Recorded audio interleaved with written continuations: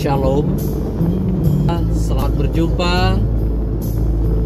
Saya Father Ampo. Kali ini dalam perjalanan saya ingin mengajak kita mendalami salah satu perikop dalam Injil Lukas, yaitu tentang anak yang hilang. Kisah tentang anak yang hilang ini diceritakan oleh Yesus untuk menanggapi para ahli Taurat dan orang-orang Farisi yang mencela dia makan bersama orang berdosa. Tapi dari cerita ini juga kita akan mengetahui bahwa Allah Bapa kita sangat menyayangi kita, anak-anaknya. Jadi meskipun kita jauh dari Dia oleh karena kejahatan kita, tapi apabila kita mau kembali kepada Dia, maka Dia mendekap kita dengan penuh mesra. Dia seakan-akan melupakan semua kesalahan kita. Dia berkata, "Anakku yang hilang telah kutemukan. Dia yang mati kini hidup kembali." Jadi dikisahkan dua orang anak dari seorang saudagar yang sangat kaya. Anak sulung memiliki sifat yang baik, penurut, bertanggung jawab, berusaha menyenangkan ayahnya. Tapi anak yang bungsu suka membuat onar. Dia mementingkan dirinya sendiri tanpa mau memperdulikan perasaan bapaknya. Dia selalu menyusahkan orang tua. Suatu kali si bungsu ini meminta kepada ayahnya supaya ayahnya membagi harta atas mereka berdua. Tindakan ini saja sudah merupakan tindakan yang kurang baik, karena harta biasanya baru dibagikan setelah orang tua meninggal atau menjelang berakhirnya hidup orang tua. Tapi barangkali karena desakan yang begitu kuat,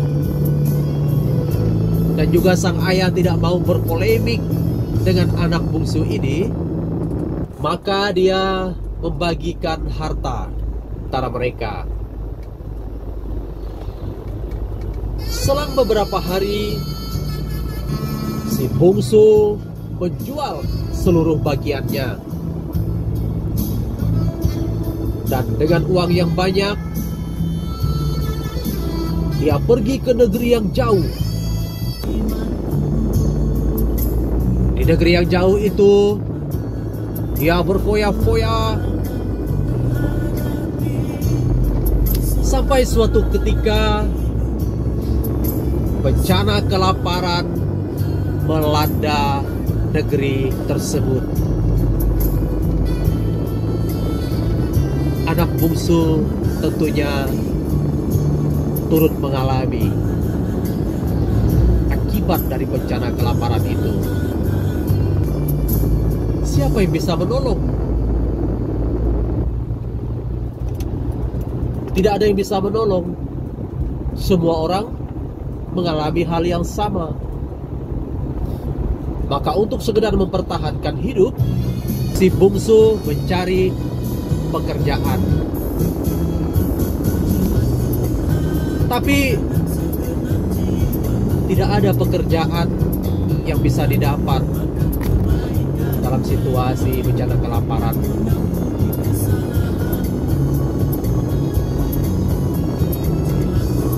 Semakin banyaknya adalah PHK karena orang tidak mampu menggaji. Harga kebutuhan tingkat, set penjualan menurun, tidak ada yang beli.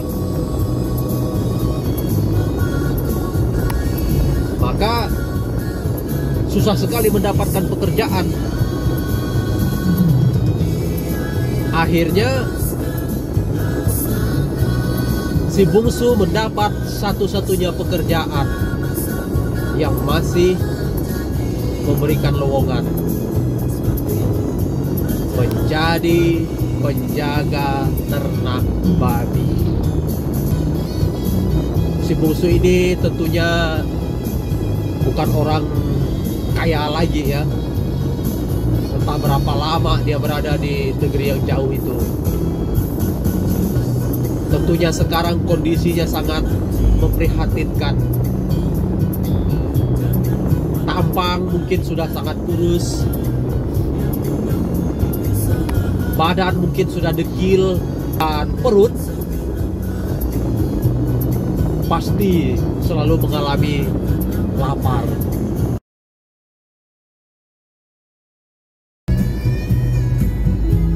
Anak bungsu ini mengalami nasib yang begitu memprihatinkan. Sekedar untuk makan saja dia sudah tidak bisa. Malahan ketika dia mengisi perut dengan ampas yang menjadi makanan babi itu, tak seorang pun memberikannya kepadanya. Ini keadaan yang sangat menyedihkan. Dari orang berkecukupan, sekarang sesuatu yang tidak layak pun dia tidak bisa mendapatkannya. Lalu dia tersadar. Dia berkata, betapa banyak orang umpahan bapakku yang hidupnya sejahtera, sementara aku di sini mati kelaparan. Baiklah aku pergi kepada bapakku. Aku akan berkata kepada beliau, Bapak, aku telah berdosa terhadap Bapa dan terhadap surga. Aku tidak layak lagi disebut anak Bapa. Jadikanlah aku salah seorang umpahan Bapa. Ini kata-kata yang sangat asli keluar dari hati anak ini. Sebab dia telah mengalami kegetiran hidup yang diakibatkan oleh kelakuannya. Dan dia tidak punya pilihan. Situasi yang ada sekarang terlalu sulit untuk dia jalani. Dia ingin pulang, tapi bukan untuk diakui sebagai anak dari saudagar yang kaya. Dia hanya ingin pulang, memperbaiki nasib sedikit lebih baik dari yang sekarang, yaitu menjadi upahan bapaknya. Maka dia pun memutuskan untuk pulang. Rupanya di kampung ada orang yang tidak bisa tidur dengan nyenyak, makan dengan kenyang, hari-hari merenung. Di tengah-tengah berlimpah ruahnya harta yang dimiliki. Barangkali ada orang melapor kepada dia, Tuan, kami melihat ada seseorang seperti anak Tuan dulu, tapi terlalu jelek, lusuh. Mungkinkah itu anak Tuan? Sang bapa kemudian berlari dan dia melihat anak itu.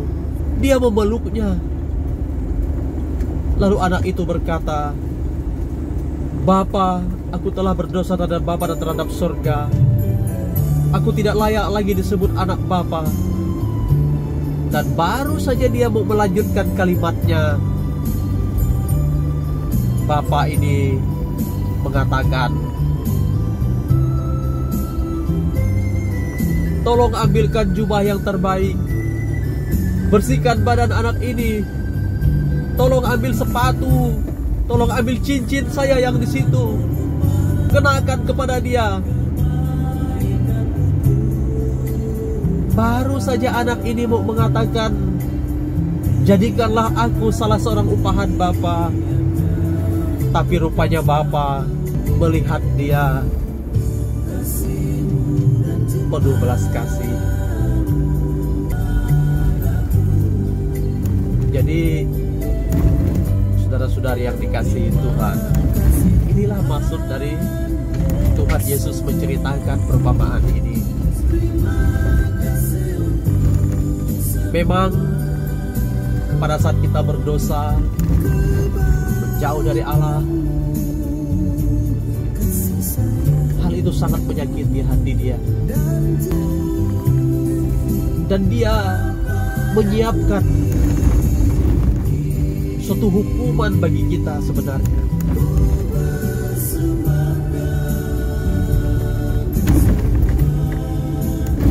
Kadang-kadang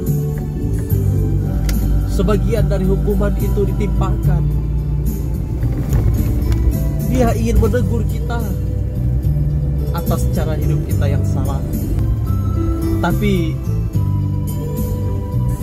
dia tidak pernah membenci kita.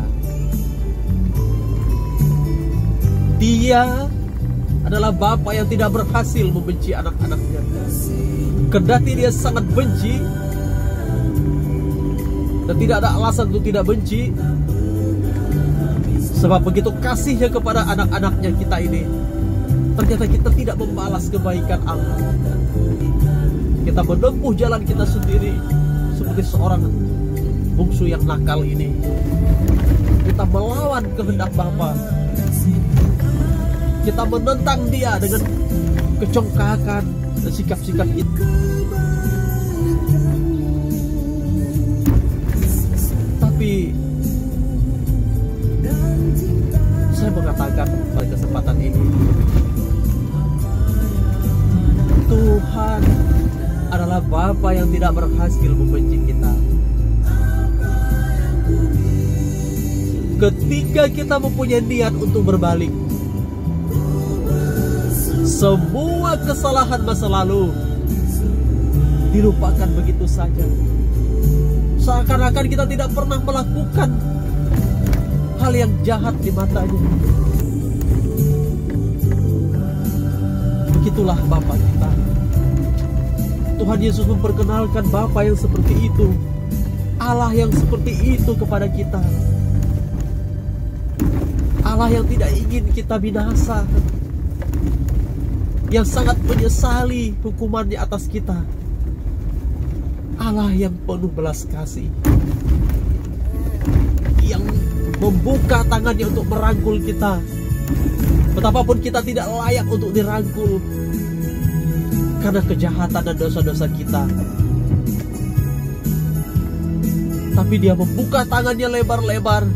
Dia dekap saja kita dengan penuh mesra ketika dia melihat kita kembali kepadanya.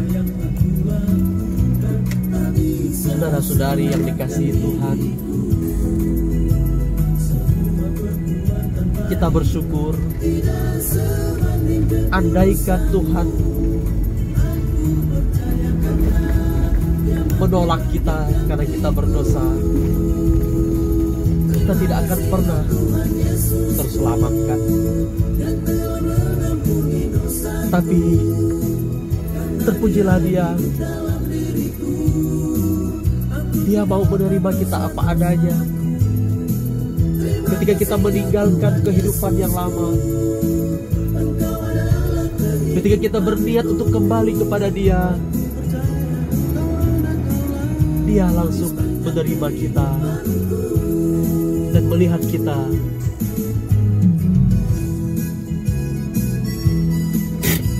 secara baru.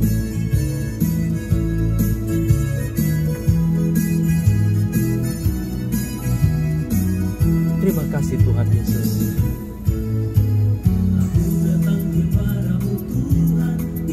Hamba bersyukur, kami bersyukur karena Engkau tidak pernah membuang kami. Engkau selalu menunjukkan hati Bapa yang dengan tangannya yang terbuka menerima kedatangan kami. Ampuni kami yang sering melawan kehendak-Mu, Tuhan. Ampuni kami yang sering tidak melihat kasih setia-Mu dalam kehidupan kami.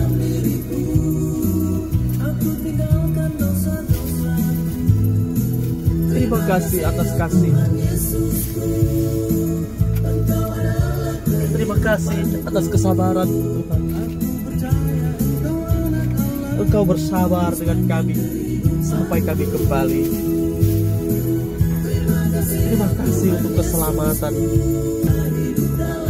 Terpujilah Engkau, Tuhan, kini dan selama-lamanya. Amin.